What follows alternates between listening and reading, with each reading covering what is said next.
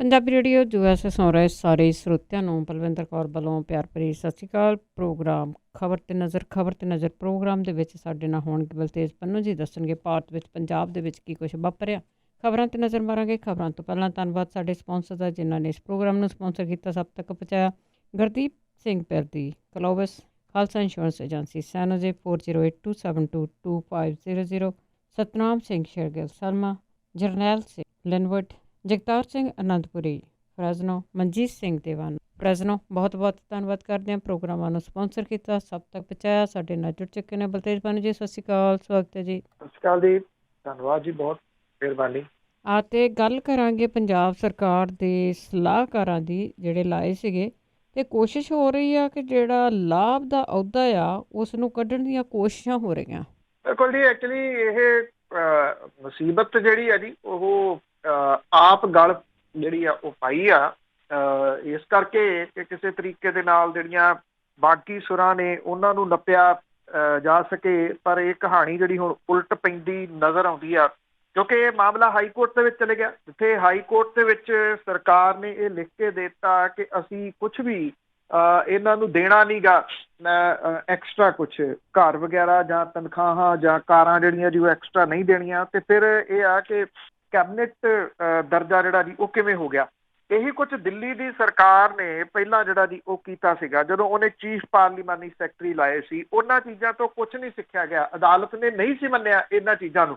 ਦਿੱਲੀ ਦੀ ਸਰਕਾਰ ਨੇ ਲਿਖ ਕੇ ਜਿਹੜਾ ਜੀ ਉਹ ਲਾਇਆ ਸੀ। ਹਾਂ, ਇੰਨਾ ਜ਼ਰੂਰ ਸੀਗਾ ਕਿ ਉਹਨਾਂ ਦੀ ਮੁਅੱਤਲੀ ਜਿਹੜੀ ਹੈ ਜੀ ਇਸ ਕਰਕੇ ਬਚ ਗਈ ਸੀ, ਪਰ ਚੀਫ ਪਾਰਲੀਮਾਨੀ ਸੈਕਟਰੀ ਨਹੀਂ ਸੀ ਰਹਿਣ ਦਿੱਤੇ ਜਿਹੜੇ ਹਾਈ ਕੋਰਟ ਨੇ। ਹੁਣ ਇਹ ਮਾਮਲਾ ਹਾਈ ਕੋਰਟ ਦੇ ਵਿੱਚ ਹੈ ਜੀ। ਜਿਹੜੀ ਕੈਬਨਿਟ ਮੰਤਰਾਲੇ ਦੀ ਜਿਹੜੀ ਮੀਟਿੰਗ ਹੋਈ ਹੈ ਕੈਬਨਿਟ ਦੀ, ਉਹਦੇ ਵਿੱਚ ਇਹ ਮਸਲਾ ਜਿਹੜਾ ਜੀ ਉਹ ਵੱਡੇ ਪੱਧਰ ਦੇ ਉੱਤੇ ਜਿਹੜਾ ਸੀ ਉਹ ਵਿਚਾਰਿਆ ਗਿਆ।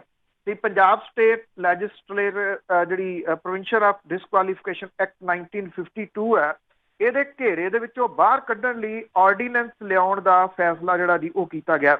ਮੀਟਿੰਗ ਤੋਂ ਬਾਅਦ ਜਿਹੜਾ ਜੀ ਉਹ ਇਹ ਦੱਸਿਆ ਗਿਆ ਕਿ ਆਰਡੀਨੈਂਸ ਦੇ ਰਾਹੀਂ ਕਾਨੂੰਨ ਦੇ ਵਿੱਚ ਸੋਧ ਕੀਤੀ ਜਾਊਗੀ ਕਿ ਇਹ ਅਹੁਦੇ ਉਹਨਾਂ ਜਿਹੜਾ ਜੀ ਪ੍ਰੋਫਿਟ ਵਾਲੇ ਆ ਉਹਨਾਂ ਦੇ ਵਿੱਚ ਸ਼ਾਮਲ ਹੋਣਗੇ, ਜਿਹੜੇ ਕਿ ਵਿਧਾਇਕਾਂ ਨੂੰ ਅਯੋਗ ਠਹਿਰਾਉਣ ਦੇ ਦੇਸ਼ ਲਈ ਰਾਹ ਵਾਲੇ ਅਹੁਦਿਆਂ ਵਜੋਂ ਨਹੀਂ ਵਿਚਾਰੇ ਜਾਂਦੇ। ਇਹ ਸੋਧ ਜਦੋਂ ਕੀਤੀ ਜਾਊਗੀ, ਇਹਨਾਂ ਵਿਧਾਇਕਾਂ ਨੂੰ ਅਯੋਗ ਨਹੀਂ ਠਹਿਰਾਇਆ ਜਾ ਸਕੂਗਾ। ਘੱਟੋ ਘੱਟ ਸੂਬਾਈ ਵਿਧਾਨ ਸਭਾ ਦੇ ਮੈਂਬਰ ਹੋਣ ਦੇ ਨਾਤੇ ਕੁਝ ਲਾਭ ਵਾਲੇ ਅਹੁਦਿਆਂ ਦੇ ਜਿਹੜੇ ਨੇ ਉਹਨਾਂ ਨੂੰ ਅਯੋਗ ਨਾ ਠਹਿਰਾਉਣ ਲਈ ਭਾਰਤੀ ਸੰਵਿਧਾਨ ਦੀ ਧਾਰਾ 191 ਦੇ ਅਧੀਨ the Punjab state legislature provincial of disqualification act 1952 ਬਣਾਇਆ ਗਿਆ ਸੀਗਾ। ਸਾਲ 1952 ਦੇ ਵਿੱਚ ਬਣਾਏ ਗਏ ਐਕਟ ਦੇ ਵਿੱਚ ਛੋਟੀਆਂ ਛੋਟੀਆਂ ਸੋਧਾਂ ਜਿਹੜੀਆਂ ਦੀ ਉਹ ਕੀਤੀਆਂ ਜਾਂਦੀਆਂ ਰਹੀਆਂ, ਤੇ ਜਿਹੜੀਆਂ ਅਜਿਹੀਆਂ ਸੋਧਾਂ ਕਰਦੇ ਵੇਲੇ ਮੌਜੂਦਾ ਸਮੇਂ ਦੀਆਂ ਪ੍ਰਸ਼ਾਸਨਿਕ ਗੁੰਝਲਾਂ ਨੂੰ ਧਿਆਨ ਦੇ ਵਿੱਚ ਨਹੀਂ ਜਿਹੜਾ ਦੀ ਉਹ ਰੱਖਿਆ ਗਿਆ। ਸ਼ਾਇਦ ਉਹਦਾ ਇੱਕ ਰੀਜ਼ਨ ਹੈ ਕਿ ਉਦੋਂ ਸਿਆਸਤ ਦੇ ਵਿੱਚ ਕੁਝ ਕਦਰਾਂ ਕੀਮਤਾਂ ਜਿਹੜੀਆਂ ਦੀ ਉਹ ਹੁੰਦੀਆਂ ਸੀ, ਜਿਹੜੀਆਂ ਕਿ ਇਸ ਵੇਲੇ ਕਿਸੇ ਜਗ੍ਹਾ ਦੇ ਉੱਤੇ ਜਿਹੜੀਆਂ ਦੀ ਉਹ ਨਹੀਂ ਦਿਸਦੀਆਂ। ਉਹ ਲੋਕ ਜਿਹੜੇ ਬਹੁਤ ਬੋਲਦੇ ਸੀਗੇ ਕਿ ਦੱਸੋ ਜੀ ਕਿ ਗੁਰੂ ਗ੍ਰੰਥ ਸਾਹਿਬ ਦੀ ਬੇਅਦਬੀ ਦਾ ਕਿਉਂ ਨਹੀਂ ਕੁਛ ਜਿਹੜਾ ਜੀ ਉਹ ਕੀਤਾ, ਪੰਜਾਬ ਦੇ ਵਿੱਚ ਨਸ਼ੇ ਉਦਾਂ ਹੀ ਕਿਉਂ ਵਿਕ ਰਹੇ ਆ। ਜਿੱਦਣ ਦੇ ਉਹਨਾਂ ਨੂੰ ਇਹ ਅਹੁਦੇ ਜਿਹੜੇ ਜੀ ਉਹ ਮਿਲੇ ਆ, ਉਸ ਦਿਨ ਦੇ ਉਹ ਮੂੰਹ 'ਚ ਘੁੰਗਣੀਆਂ ਪਾ ਕੇ ਜਿਹੜਾ ਜੀ ਉਹ ਬਹਿ ਗਏ ਆ। ਉਹਨਾਂ ਨੂੰ ਵੀ ਪਤਾ ਜੀ ਕਿ ਇਸੇ ਕਰਕੇ ਦਿੱਤੇ ਗਏ ਆ। ਹੁਣ ਕੱਲ ਜਿਹੜੇ 3 ਵਿਧਾਇਕ ਉਹ ਹੋਰ ਜਿਹੜੇ ਸਰਕਾਰ ਦੇ ਉਲਟ ਬੋਲੇ ਆ। ਇੱਕ ਤਾਂ ਹੈਗੇ ਜਿਵੇਂ ਸੁਰਜੀਤ ਸਿੰਘ ਧਮਾਨ, ਜਿਹੜੇ ਕਿ ਇੱਥੇ ਅਮਰਗੜ੍ਹ ਤੋਂ ਵਿਧਾਇਕ ਨੇ। ਉਹਨਾਂ ਨੇ ਇਹ ਗੱਲ ਕਹੀ ਆ ਕਿ ਚਿੱਟਾ ਪੰਜਾਬ ਦੇ ਵਿੱਚ ਉਸੇ ਤਰੀਕੇ ਦੇ ਨਾਲ ਵਿਕ ਰਿਹਾ ਜਿੱਥੋਂ ਮਰਜ਼ੀ ਲੈ ਲਓ। ਉਹਨਾਂ ਨੇ ਕਿਹਾ ਕਿ ਜਿਹੜੀਆਂ ਕਾਲੀਆਂ ਭੇਡਾਂ ਦੀ ਗੱਲ ਕੀਤੀ ਜਾਂਦੀ ਸੀ, ਉਹਨਾਂ ਦੇ ਵਿੱਚੋਂ ਇੱਕ ਵੀ ਕਾਲੀ ਭੇਡ ਜਿਹੜੀ ਅਜੇ ਤੱਕ ਫੜੀ ਨਹੀਂ ਜਿਹੜੀ ਜੀ ਉਹ ਜਾ ਸਕੀ। ਉਹਨਾਂ ਨੇ ਇਹ ਵੀ ਕਿਹਾ ਕਿ 50% ਪੁਲਿਸ ਵਾਲੇ ਜਿਹੜੇ ਆ ਜੀ ਉਹ ਨਸ਼ੇੜੀ ਹੋ ਚੁੱਕੇ ਆ, ਕਿਉਂਕਿ ਅੰਮ੍ਰਿਤਸਰ ਦੀ ਜੇ ਗੱਲ ਕਰੀਏ ਜਿੱਥੇ ਪਿਛਲੇ ਦਿਨੀ ਡੋਪ ਟੈਸਟ ਕਰਵਾਇਆ ਗਿਆ ਸੀ, 50% ਜਿਹੜੇ ਪੁਲਿਸ ਵਾਲੇ ਸੀਗੇ ਜੀ ਉਹ ਨਸ਼ਾ ਕਰਦੇ ਫੜੇ ਗਏ। 2 ਜਿਹੜੇ ਵਿਧਾਇਕ ਨੇ ਉਹਨਾਂ ਦੇ ਵਿੱਚ ਇੱਕ ਪਿੰਕੀ ਹੈ ਫਿਰੋਜ਼ਪੁਰ ਤੋਂ, ਤੇ ਦੂਸਰਾ ਕੁਲਵੀਰ ਜੀਰਾ। ਉਹਨਾਂ ਨੇ ਜਿਹੜੇ ਫਿਰੋਜ਼ਪੁਰ ਦੇ ਕੈਬਨਿਟ ਮੰਤਰੀ ਨੇ ਰਾਣਾ ਸੋਢੀ, ਉਹਦੇ ਖਿਲਾਫ ਜਿਹੜਾ ਜੀ ਉਹ ਮੋਰਚਾ ਖੋਲਤਾ। ਇਹ ਸਰਕਾਰ ਦੇ ਖਿਲਾਫ ਹੀ ਮੋਰਚਾ ਜਿਹੜਾ ਜੀ ਉਹ ਕਿਹਾ ਜਾ ਰਿਹਾ। ਕਿਤੇ ਨਾ ਕਿਤੇ ਤੁਸੀਂ ਇਹ ਲਾ ਲਓ ਕਿ ਘੜੇ ਨੂੰ ਹੱਥ ਲਾਇਆ ਸਾਰਾ ਟੱਬਰ ਧਿਆਇਆ। ਉਹ ਗੱਲ ਜਿਹੜੀ ਜੀ ਹੋ ਗਈ ਕਿ ਸਾਰੇ ਹੁਣ ਜਿਹੜੇ ਜੀ ਉਹ ਸਲਾਹਕਾਰ ਬਣਨਾ ਲੋਚਦੇ ਆ ਕਿ ਕਿਵੇਂ ਸਲਾਹਕਾਰ ਜਿਹੜਾ ਜੀ ਉਹ ਬਣਿਆ ਜਾ ਸਕੇ। ਹੁਣ ਸਲਾਹਕਾਰ ਕਿੰਨੇ ਕੁ ਜਿਹੜੇ ਜੀ ਉਹ ਲਾਏ ਜਾ ਸਕਣਗੇ, ਇਹਦਾ ਹੱਲ ਜਿਹੜਾ ਉਹ ਕੱਢਿਆ ਜਾ ਰਿਹਾ। ਮੈਂ ਪਹਿਲਾਂ ਵੀ ਕਿਹਾ ਸੀ ਇਹਦਾ ਨਾਮ ਪੰਜਾਬ ਸਰਕਾਰ ਬਦਲ ਕੇ ਪੰਜਾਬ ਸਲਾਹਕਾਰ ਜਿਹੜਾ ਜੀ ਉਹ ਰੱਖ ਦਿੱਤਾ ਜਾਵੇ ਤੇ ਸ਼ਾਇਦ ਕੁਝ ਹੋ ਸਕਦਾ ਕਿ ਠੱਲ ਪੈ ਜਾਏ। ਜੀ ਜੀ ਜੀ ਬਿਲਕੁਲ ਜੀ। ਤੇ ਅੱਗੇ ਡਿਜੀਟਲ ਇੰਡੀਆ ਦੀ ਜੇ ਗੱਲ ਕਰੀਏ ਤਾਂ ਸ਼ੇਅਰ ਬਾਜ਼ਾਰ ਦਾ ਕੀ ਹਾਲ ਹੈ? ਸੋ ਜੀ ਇਸ ਵੇਲੇ ਸ਼ੇਅਰ ਬਾਜ਼ਾਰ ਜਿਹੜਾ ਜੀ ਉਹ ਗੋਤੇ ਖਾ ਰਿਹਾ। ਇਹ ਵੱਖਰੀ ਗੱਲ ਹੈ ਕਿ ਜਿਹੜੇ ਮੰਤਰੀ ਨੇ ਜੀ ਉਹ ਨਹੀਂ ਮੰਨਦੇ। ਕੇਂਦਰੀ ਮੰਤਰੀ ਪ੍ਰਕਾਸ਼ ਜਾਵੜੇਕਰ ਤਾਂ ਇਹ ਕਹਿੰਦੇ ਆ ਕਿ ਭਾਰਤ ਦੇ ਵਿੱਚ ਕੋਈ ਵਿੱਤੀ ਸੰਕਟ ਹੀ ਨਹੀਂ ਹੈਗਾ ਜੀ, ਕਿਸੇ ਕਿਸਮ ਦਾ ਕੋਈ ਰਿਸੈਸ਼ਨ ਨਹੀਂਗਾ ਤੇ ਦੇਸ਼ ਦੀ ਆਰਥਿਕਤਾ ਨੂੰ ਮਜ਼ਬੂਤ ਕਰਨ ਦੇ ਵਾਸਤੇ ਸਰਕਾਰ ਸਾਰੇ ਜ਼ਰੂਰੀ ਕਦਮ ਜਿਹੜੇ ਆ ਜੀ ਉਹ ਚੁੱਕ ਰਹੀ ਆ। ਉਹਨਾਂ ਨੇ ਇਹ ਕਿਹਾ ਕਿ ਆਰਥਿਕ ਮਜ਼ਬੂਤ ਕਰਨ ਲਈ ਸਰਕਾਰ ਹਰ ਜ਼ਰੂਰੀ ਸਟੈਪ ਲੈ ਰਹੀ ਹੈ ਔਰ ਦੇਸ਼ ਦੀ ਆਰਥਿਕਤਾ ਦੀ ਬੁਨਿਆਦ ਜਿਹੜੀ ਜੀ ਉਹ ਮਜ਼ਬੂਤ ਹੈ ਤੇ ਅਸੀਂ ਕਿਸੇ ਕਿਸਮ ਦੇ ਕੋਈ ਸੰਕਟ ਦੇ ਵਿੱਚ ਨਹੀਂ ਆ, ਇਹ ਜਾਵੜੇਕਰ ਕਹਿ ਰਿਹਾ। ਦੂਜੇ ਪਾਸੇ ਜਿਹੜੀ ਰਿਐਲਿਟੀ ਹੈ ਜੀ ਉਹ ਇਹ ਹੈ ਕਿ ਸਾਊਦੀ ਅਰਬ ਦੀਆਂ ਤੇਲ ਰਿਫਾਈਨਰੀਆਂ ਤੇ ਹਮਲੇ ਕਰਕੇ ਤੇਲ ਕੀਮਤਾਂ ਜਿਹੜੀਆਂ ਜੀ ਉਹ ਵੱਧ ਰਹੀਆਂ ਨੇ, ਜਿਹਦੇ ਕਰਕੇ ਸ਼ੇਅਰ ਬਾਜ਼ਾਰ ਦੇ ਵਿੱਚ 470 ਨੁਕਤਿਆਂ ਦੀ ਵੱਡੀ ਗਿਰਾਵਟ ਜਿਹੜੀ ਜੀ ਉਹ ਆਈ। ਬੰਬੇ ਸਟਾਕ ਐਕਸਚੇਂਜ ਦਾ ਜਿਹੜਾ ਸੀਗਾ ਜੀ ਅੰਕ ਉਹ 36,000 ਜਿਹੜੇ ਸੀ 36,093 ਅੰਕਾਂ ਦੇ ਉੱਤੇ ਬੰਦ ਹੋਇਆ। ਨੈਸ਼ਨਲ ਸਟਾਕ ਐਕਸਚੇਂਜ ਜਿਹੜਾ ਸੀਗਾ ਜੀ ਉਹ 7 ਮਹੀਨਿਆਂ ਦੇ ਸਭ ਤੋਂ ਹੇਠਲੇ ਪੱਧਰ 10,704 ਦੇ ਉੱਤੇ ਪਹੁੰਚ ਗਿਆ ਔਰ ਇਹਦੇ ਨਾਲ 19 ਫਰਵਰੀ ਨੂੰ ਨਿਫਟੀ ਜਿਹੜਾ ਸੀਗਾ 10,604 ਨੁਕਤਿਆਂ ਤੇ ਰਿਹਾ ਸੀਗਾ। ਜਿਹੜੇ ਯੈਸ ਬੈਂਕ ਦੇ ਸ਼ੇਅਰ ਸੀਗੇ ਜੀ ਉਹ 16% ਤੱਕ ਡਿੱਗ ਪਏ ਤੇ ਬੈਂਕ ਆਪਣੇ ਬਾਜ਼ਾਰੀ ਮੁੱਲ ਦੇ ਵਿੱਚ 1,046 ਕਰੋੜ ਦਾ ਘਾਟਾ ਜਿਹੜਾ ਜੀ ਉਹ ਝੱਲਣਾ ਪਿਆ ਔਰ BSE ਦੇ ਵਿੱਚ ਬੈਂਕ ਦਾ ਜਿਹੜਾ ਸ਼ੇਅਰ ਸੀਗਾ ਉਹ 15.52% ਦੇ ਨੁਕਸਾਨ ਦੇ ਨਾਲ 54.15 ਰੁਪਏ ਦੇ ਭਾਅ ਨੂੰ ਜਿਹੜਾ ਸੀ ਉਹ ਬੰਦ ਹੋਇਆ ਔਰ ਇਹਦੇ ਨਾਲ ਜਿਹੜਾ ਜੀ ਇੱਕ ਡਰ ਵੱਡਾ ਪਾਇਆ ਜਿਹੜਾ ਜੀ ਉਹ ਜਾ ਰਿਹਾ। ਜਿਹੜੇ ਇਨਵੈਸਟਰ ਨੇ ਉਹਨਾਂ ਦੇ ਵਿੱਚ BSE ਦੇ ਵਿੱਚ 26 ਕੰਪਨੀਆਂ ਦੇ ਸ਼ੇਅਰ ਜਿਹੜੇ ਉਹ ਘਾਟੇ ਦੇ ਨਾਲ ਬੰਦ ਹੋਏ ਨੇ ਔਰ ਜਿਹੜੇ ਬਾਕੀ ਬੈਂਕਾਂ ਦੇ ਸ਼ੇਅਰ ਨੇ ਉਹ ਵੀ ਡਿੱਗੇ ਨੇ। Tata steel, Maruti, SBI, RIL, tech Mahindra, ONGC, Vedanta, Bajaj finance, Hero, ਜਿਹੜੇ ਜੀ TCS, ਇਹਨਾਂ ਸਾਰਿਆਂ ਦੇ ਜਿਹੜੇ 3.66% ਤੱਕ ਜਿਹੜੇ ਜੀ ਉਹ ਸ਼ੇਅਰ ਹੇਠਾਂ ਜਿਹੜੇ ਸੀਗੇ ਉਹ ਆ ਗਏ ਔਰ ਇਹਨੂੰ ਸਾਂਭਣ ਦੇ ਵਾਸਤੇ ਜਿਹੜਾ ਜੀ ਉਹ ਕੀ ਕੀਤਾ ਜਾਊਗਾ। ਗੱਲ ਤਾਂ ਇਹ ਨਾ ਕਿ ਜੇ ਤੁਸੀਂ ਇਹ ਮੰਨੋ ਕਿ ਕੋਈ ਮੁਸ਼ਕਲ ਹੈ ਤੇ ਹੱਲ ਤਾਂ ਫਿਰ ਉਹਦਾ ਕੱਢਿਆ ਜਾ ਸਕਦਾ ਨਾ। ਜਦੋਂ ਮੈਂ ਤੁਹਾਨੂੰ ਦੱਸਿਆ ਹੀ ਪਹਿਲਾਂ ਜਿਹੜੇ ਮੰਤਰੀ ਨੇ ਉਹ ਕੀ ਬਿਆਨ ਜਿਹੜਾ ਜੀ ਉਹ ਦੇ ਰਹੇ ਆ, ਉਹਨਾਂ ਦਾ ਬਿਆਨ ਤਕਰੀਬਨ ਇਹ ਸਿੱਧ ਕਰਦਾ ਜੀ ਕਿ ਅਜੇ ਉਹ ਕਿਸੇ ਗੱਲ ਨੂੰ ਮੰਨਣ ਦੇ ਵਾਸਤੇ ਤਿਆਰ ਨਹੀਂ ਗਏ ਜਦੋਂ ਤੱਕ ਸ਼ਾਇਦ ਇਦੋਂ ਹੋਰ ਜ਼ਿਆਦਾ ਜਿਹੜਾ ਜੀ ਉਹ ਡਿੱਗ ਨਹੀਂ ਪੈਂਦੀ ਮਾਰਕੀਟ ਤੇ ਖਾਸ ਤੌਰ ਦੇ ਉੱਤੇ ਅਰਥਚਾਰਾ ਜਿਹੜਾ। ਇਹਦੇ ਵਿੱਚ ਝੂਠ ਬੋਲ ਕੇ ਕੀ ਲੈਣਾ ਜਦ ਸਾਰੇ ਲੋਕਾਂ ਨੂੰ ਪਤਾ ਹੀ ਹੈਗਾ। ਤੇ ਅੱਗੇ ਪਰਾਲੀ ਸਾੜਨ ਦੇ ਉੱਤੇ ਜੁਰਮਾਨਾ ਸੀਗਾ ਪਰ ਪੰਜਾਬ ਹਰਿਆਣਾ ਹਾਈ ਕੋਰਟ ਨੇ ਉਸ ਤੇ ਰੋਕ ਲਾਈ। ਐਕਚੁਅਲੀ ਇਹ ਆ ਕਿ ਇਹਨਾਂ ਮਾਮਲਿਆਂ ਦੇ ਉੱਤੇ ਜਿੱਥੇ ਸਖਤੀ ਹੋਰ ਹੋਣੀ ਜਿਹੜਾ ਜੀ ਉਹ ਚਾਹੀਦੀ ਆ ਕਿਉਂਕਿ ਅਦਰਵਾਈਜ਼ ਜੇ ਖੁੱਲ੍ਹ ਮਿਲਦੀ ਆ ਤੇ ਕੋਈ ਬੰਦਾ ਜਿਹੜਾ ਜੀ ਉਹ ਸਮਝਣ ਨੂੰ ਤਿਆਰ ਨਹੀਂ। ਇਸ ਵਾਰੀ ਇਸ ਪੁਆਇੰਟ ਆਫ ਵਿਊ ਦੇ ਨਾਲ ਜਿਹੜਾ ਜੀ ਉਹ ਵੇਖਣਾ ਹੋਊਗਾ ਕਿ ਜਦੋਂ ਤੇ ਇੱਕ ਪਾਸੇ ਤੁਸੀਂ ਗੁਰੂ ਨਾਨਕ ਸਾਹਿਬ ਦਾ 550 ਸਾਲਾ ਜਿਹੜਾ ਜੀ ਉਹ ਗੁਰਪੁਰਬ ਮਨਾ ਰਹੇ ਹੋ ਤੇ ਦੂਜੇ ਪਾਸੇ ਜਿਹੜਾ ਵਾਤਾਵਰਨ ਹੈ ਉਹਨੂੰ ਪਲੀਤ ਕਰਨ ਦੇ ਵਿੱਚ ਆਪਣਾ ਜਿਹੜਾ ਤੁਸੀਂ ਯੋਗਦਾਨ ਪਾ ਰਹੇ ਹੋ। ਇਹ ਦੋ ਚੀਜ਼ਾਂ ਆਪਸ ਦੇ ਵਿੱਚ ਮਿਲਦੀਆਂ ਨਹੀਂ ਕਿਉਂਕਿ ਜਦੋਂ ਗੁਰੂ ਨਾਨਕ ਸਾਹਿਬ ਦੀ ਗੱਲ ਆਉਂਦੀ ਹੈ ਤੇ ਫਿਰ ਵਾਤਾਵਰਨ ਦੀ ਗੱਲ ਉਹਨਾਂ ਦੇ ਵੱਲੋਂ ਜਿਹੜੀ ਉਭਾਰੀ ਗਈ ਸੀ ਉਹ ਪਹਿਲੇ ਨੰਬਰ ਦੇ ਉੱਤੇ ਜਿਹੜੀ ਉਹ ਆਉਂਦੀ ਆ ਜੀ। ਤੋ ਇਸ ਵਾਰੀ ਕਿੰਨੀ ਪਰਾਲੀ ਨੂੰ ਅੱਗ ਲੱਗਦੀ ਆ ਇਹ ਜਿਹੜਾ ਜੀ ਆਉਂਦੇ ਦਿਨ ਦੱਸਣਗੇ। ਪਰ ਇਦੋਂ ਪਹਿਲਾਂ ਪੰਜਾਬ ਹਰਿਆਣਾ ਹਾਈ ਕੋਰਟ ਦਾ ਇਹ ਜਿਹੜਾ ਜੀ ਇਹ ਫੈਸਲਾ ਥੋੜਾ ਜਿਹਾ ਅਜੀਬੋ ਗਰੀਬ ਹੈ। ਇਹਨੇ ਪਰਾਲੀ ਸਾੜਨ ਤੇ ਲਾਈ ਪਾਬੰਦੀ ਦੀ ਉਲੰਘਣਾ ਕਰਨ ਵਾਲੇ ਕਿਸਾਨਾਂ ਤੋਂ ਜੁਰਮਾਨਾ ਵਸੂਲੇ ਜਾਣ ਦੇ ਉੱਤੇ ਰੋਕ ਜਿਹੜੀ ਆ ਜੀ ਉਹ ਲਾਈ ਆ। ਜਸਟਿਸ ਨਾਰਾਇਣ ਰੈਣਾ ਨੇ ਪੰਜਾਬ ਤੇ ਹਰਿਆਣਾ ਦੇ ਸਕੱਤਰਾਂ ਨੂੰ ਵੱਖ-ਵੱਖ ਧਿਰਾਂ ਦੇ ਨਾਲ ਵਿਚਾਰ ਕਰਕੇ ਇਸ ਸਮੱਸਿਆ ਦਾ ਹੱਲ ਕੱਢਣ ਲਈ ਨੋਟਿਸ ਜਿਹੜਾ ਜੀ ਉਹ ਜਾਰੀ ਕੀਤਾ।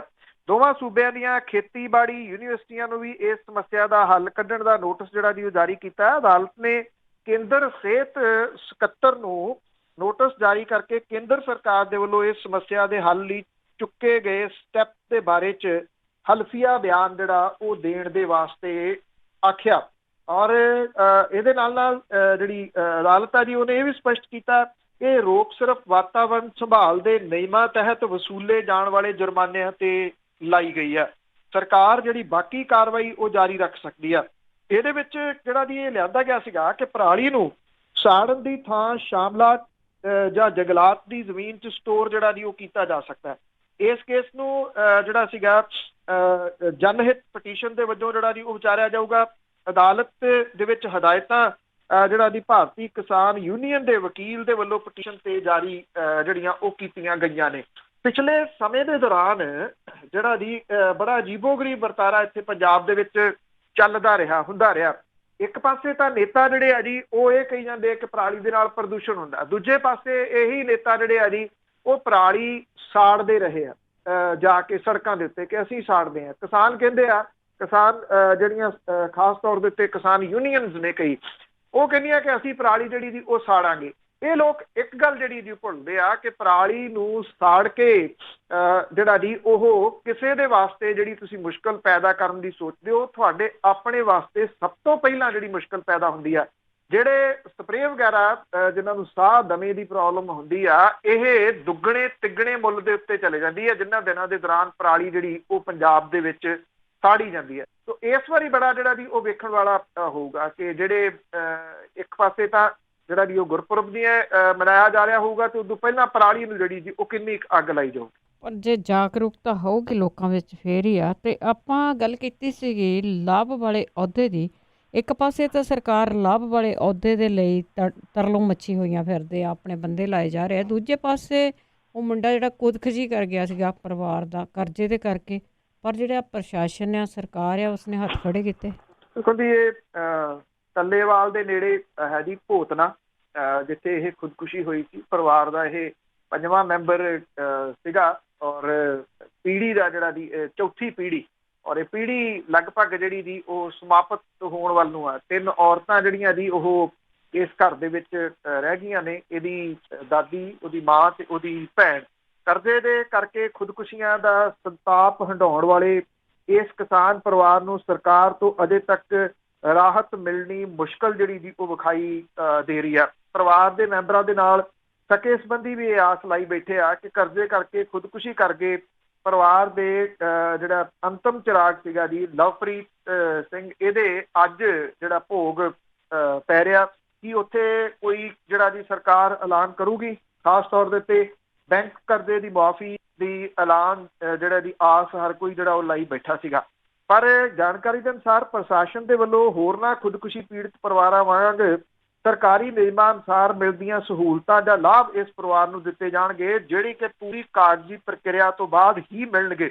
ਲਵਪ੍ਰੀਤ ਦੇ ਪਰਿਵਾਰ ਦੇ ਸਿਰ ਇਸ ਵੇਲੇ 13.5 ਲੱਖ ਤੋਂ ਵੱਧ ਦਾ ਕਰਜ਼ਾ ਤੇ ਗੈਰ ਸਰਕਾਰੀ ਕਰਜ਼ਾ ਜਿਹੜਾ ਜੀ ਉਹ ਸੀਗਾ। ਸਰਕਾਰ ਦੇ ਵੱਲੋਂ ਪਰਿਵਾਰ ਦਾ ਸੁਸਾਇਟੀ ਦਾ 57,000 ਰੁਪਏ ਦਾ ਕਰਜ਼ਾ ਮਾਫ ਕੀਤਾ ਗਿਆ ਸੀਗਾ, ਪਰ ਲਵਪ੍ਰੀਤ ਦੇ ਪਿਤਾ ਕੁਲਵੰਤ ਸਿੰਘ ਦੀ ਖੁਦਕੁਸ਼ੀ ਦਾ ਮੁਆਵਜ਼ਾ ਜਿਹੜਾ 3 ਲੱਖ ਸਰਕਾਰ ਨੇ ਦੇਣਾ ਸੀ, ਉਹ 1.5 ਸਾਲ ਬਾਅਦ ਵੀ ਪਰਿਵਾਰ ਨੂੰ ਨਹੀਂ ਮਿਲਿਆ। ਹੁਣ ਡਿਸਟ੍ਰਿਕਟ ਪ੍ਰਸ਼ਾਸਨ ਨੇ ਸਰਕਾਰੀ ਕਰਜ਼ੇ ਦੀ ਮੁਆਫੀ ਸੰਬੰਧੀ ਆਪਣੀ ਪ੍ਰਕਿਰਿਆ ਸ਼ੁਰੂ ਕੀਤੀ ਆ, ਜਦੋਂ ਕਿ ਗੈਰ ਸਰਕਾਰੀ ਕਰਜ਼ੇ ਦੀ ਮੁਆਫੀ ਲਈ ਕੋਈ ਰਾਹਤ ਪਰਿਵਾਰ ਨੂੰ ਨਹੀਂ ਮਿਲੂਗੀ। ਭੋਤਨਾ ਦੇ ਇਸ ਪਰਿਵਾਰ ਦੇ ਵਿੱਚ ਕਰਜ਼ੇ ਦੇ ਕਰਕੇ ਲਵਪ੍ਰੀਤ ਦੀ ਇਹ 5ਵੀਂ ਖੁਦਕੁਸ਼ੀ ਸੀਗੀ। ਇਸ ਤੋਂ ਪਹਿਲਾਂ ਲਵਪ੍ਰੀਤ ਦਾ ਪਿਓ, ਉਹਦਾ ਦਾਦਾ, ਦਾਦੇ ਦਾ ਭਰਾ, ਪੜਦਾਦਾ ਕਰਜ਼ੇ ਕਰਕੇ ਖੁਦਕੁਸ਼ੀ ਜਿਹੜੇ ਦੀ ਉਹ ਕਰ ਗਏ ਸੀਗੇ। 3 ਔਰਤਾਂ ਹੀ ਇੱਥੇ ਜਿਹੜੀਆਂ ਦੀ ਉਹ ਬਚਦੀਆਂ ਨੇ। ਲਵਪ੍ਰੀਤ ਦੀ ਮਾਂ, ਉਹਦੀ ਭੈਣ ਤੇ ਦਾਦੀ, ਜਿਹੜੀਆਂ ਕਿਸੇ ਵੀ ਹਾਲਤ ਦੇ ਵਿੱਚ ਇਹ ਕਰਜ਼ਾ ਨਹੀਂ ਜਿਹੜਾ ਉਹ ਲਾ ਸਕਦੀਆਂ।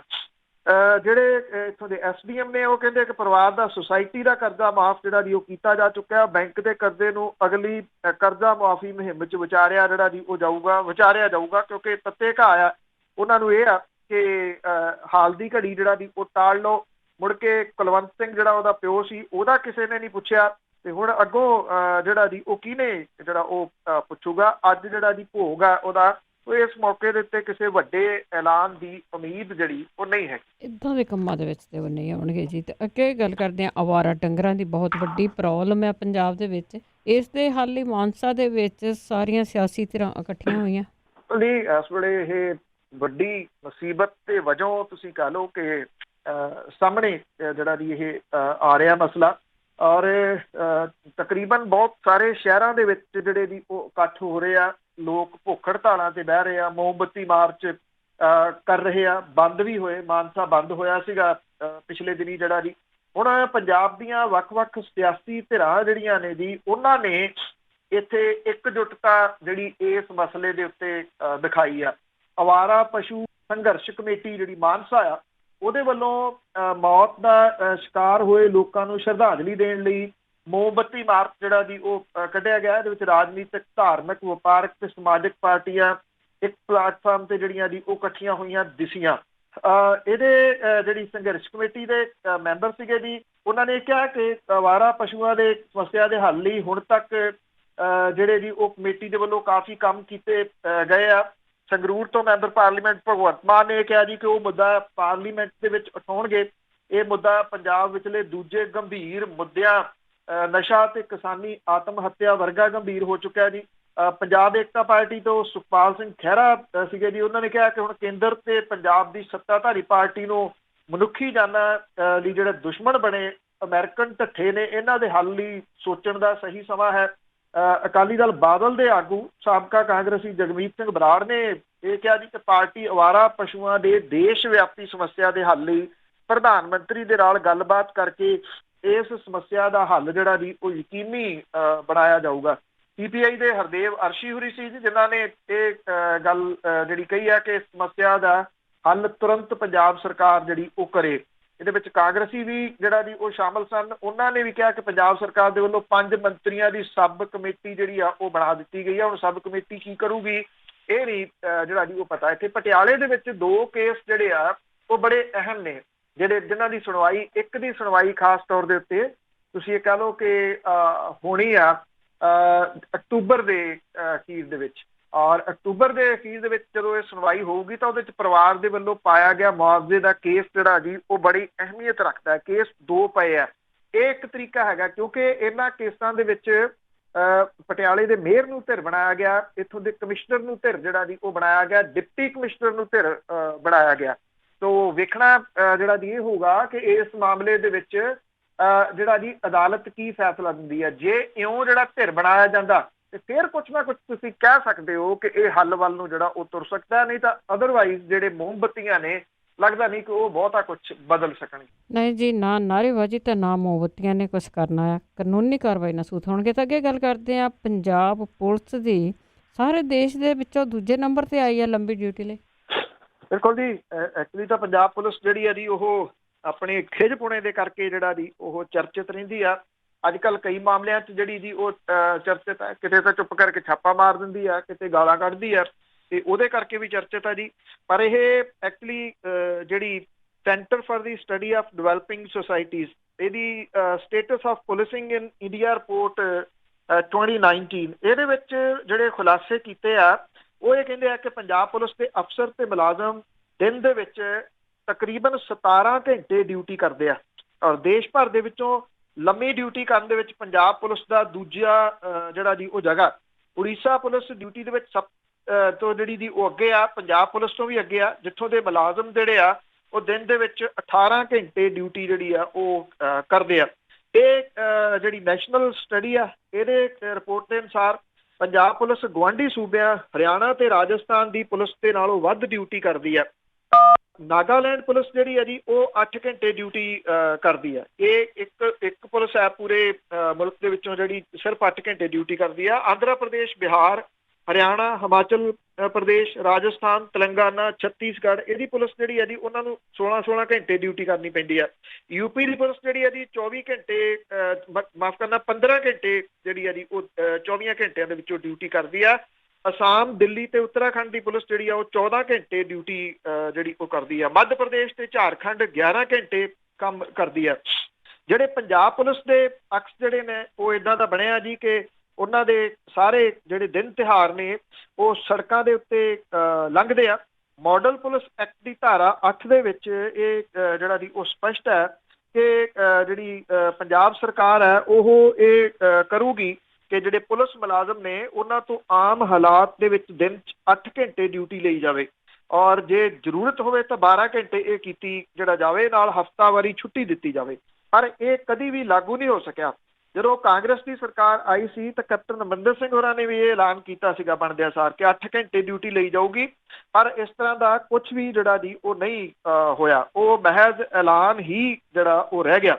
ਪੰਜਾਬ ਪੁਲਿਸ ਦੇ ਮੁਲਾਜ਼ਮ ਤੇ ਅਫਸਰਾਂ ਨੂੰ ਸਾਲ ਦੇ ਵਿੱਚ 13 ਮਹੀਨੇ ਦੀ ਤਨਖਾਹ ਮਿਲਦੀ ਆ।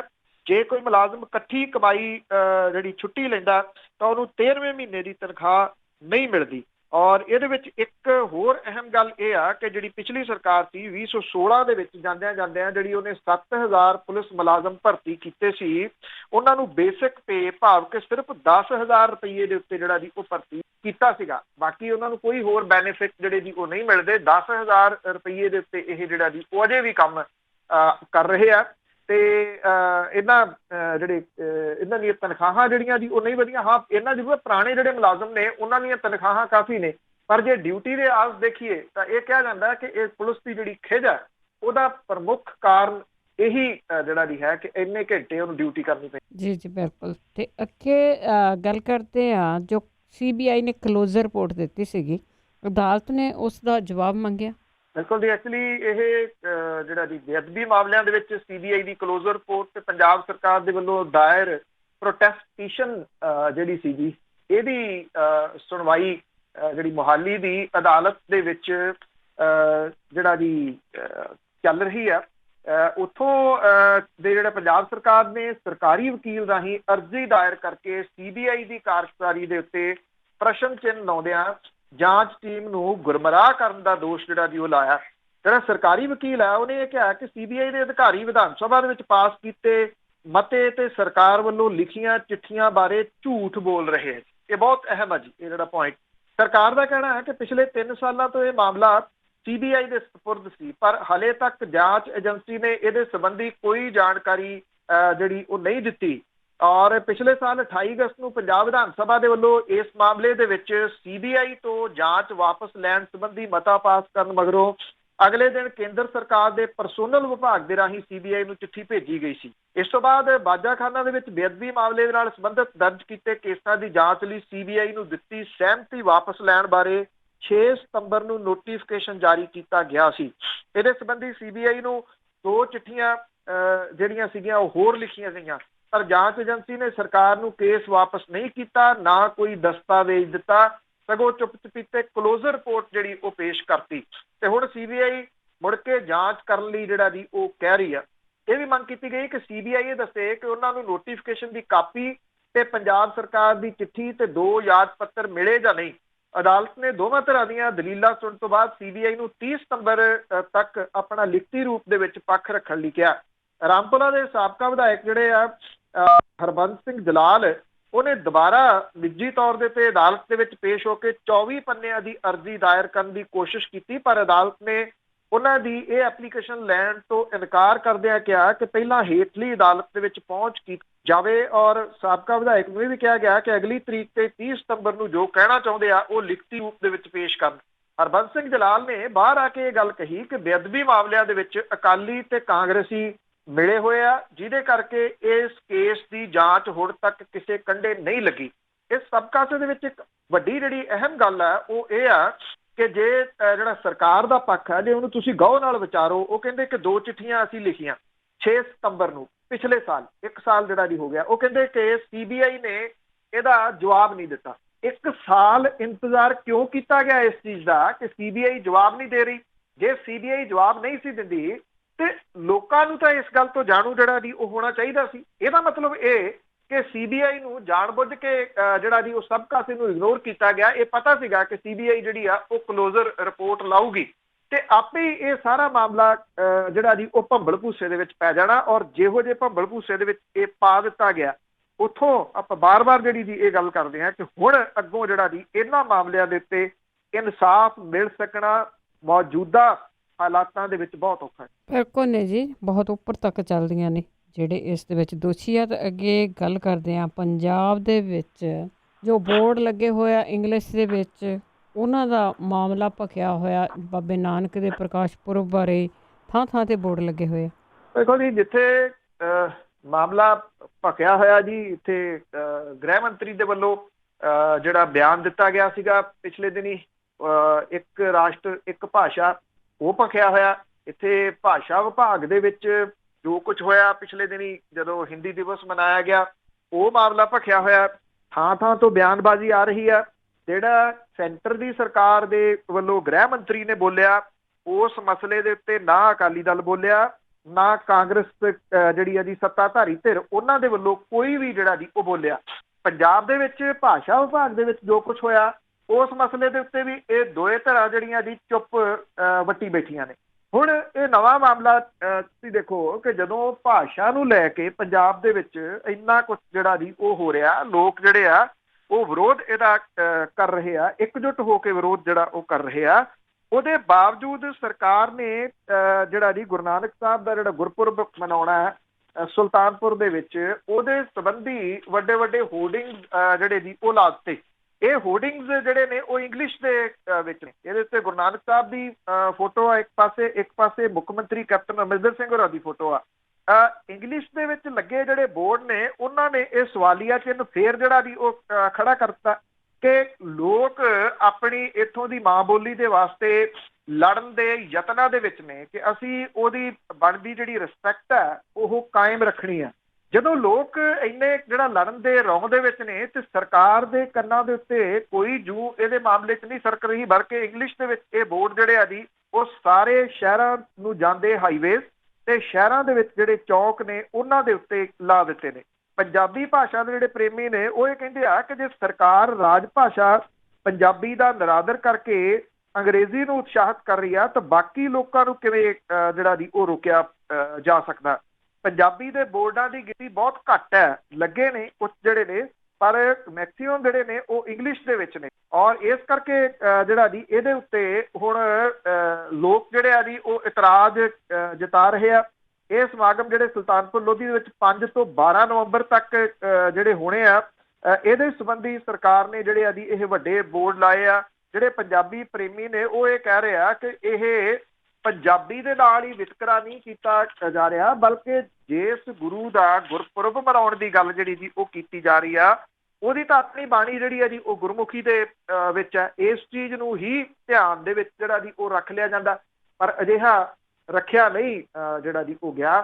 ਸ਼ਾਇਦ ਕਿਤੇ ਨਾ ਕਿਤੇ ਜਿਹੜੀ ਸਰਕਾਰ ਹੈ ਜੀ ਉਹ ਇਸ ਤਰੀਕੇ ਦੇ ਨਾਲ ਵਿਚਰ ਰਹੀ ਹੈ ਕਿ ਉਹਦੇ ਸਿਹਤ ਤੇ ਇਹਨਾਂ ਚੀਜ਼ਾਂ ਦਾ ਕੋਈ ਅਸਰ ਰਹੇਗਾ ਕਿ ਜੇ ਲੋਕ ਬੋਲਦੇ ਆ ਤੇ ਬੋਲੀ ਜਾਣ। ਬਿਲਕੁਲ ਜੀ, ਇਹ ਗੱਲਾਂ ਤਾਂ ਉਹਨਾਂ ਦੇ ਲਾਗੇ ਹੁੰਦੀ ਨਹੀਂ ਲੰਘੀਆਂ ਹੋਈਆਂ। ਬਹੁਤ ਬਹੁਤ ਧੰਨਵਾਦ ਬਲਤੇਜ ਪੰਨੂ ਜੀ।